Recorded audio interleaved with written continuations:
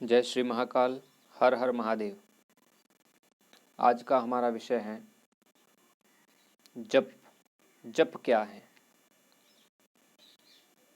जप की शास्त्रीय परिभाषा जपः स्यादक्षरावृत्ति, अर्थात जप अक्षरों की बार बार आवृत्ति को जप कहते हैं। जप 3 प्रकार के होते हैं: वाचिक, उपांशु और मानसिक।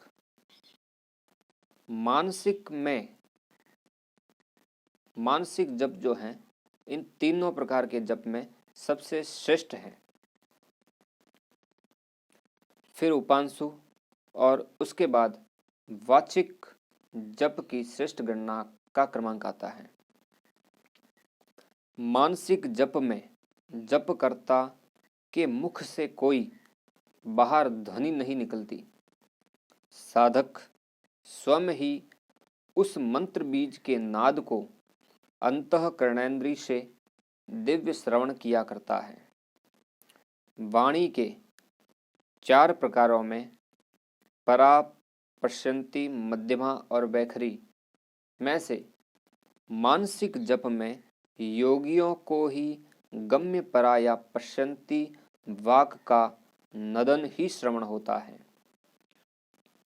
मेरे विचार से मानसिक जप की अवस्था कठिनतर प्रयोग से गुरु कृपा, ईश्वर कृपा के बिना संभव नहीं होती।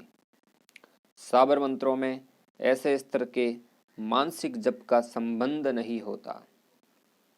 उपांशु जप में साधक के होठ हिलते हैं, जिह्वा भी कार्य करती है और मंद मंद फुसफुसाहट जैसा स्वर भी मुख द्वारा निकलता है, किंतु उस स्वर में कौन सा मंत्र अथवा अक्षर बोले जा रहे हैं यह स्पष्ट सुनाई नहीं देता।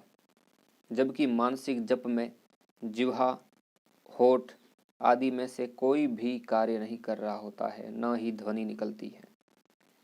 मानसिक जपोद्भव नाभि नाद क्षेत्र से कंठ मूल तक ही अनुभव होता है।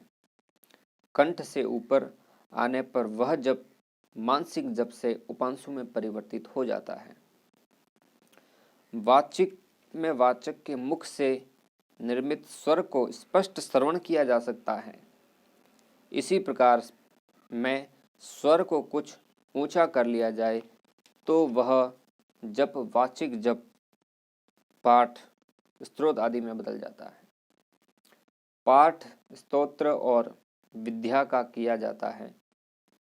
अत्यंत मंद स्वर की स्थिति वाचिक जप कहलाती है। साबर मंत्रों का जप उपांशु होता है। जैसा कि प्रत्येक मंत्र की आवश्यकता शर्त है गोपनीयता। साबर मंत्रों में गोपनीयता अत्यंत ही,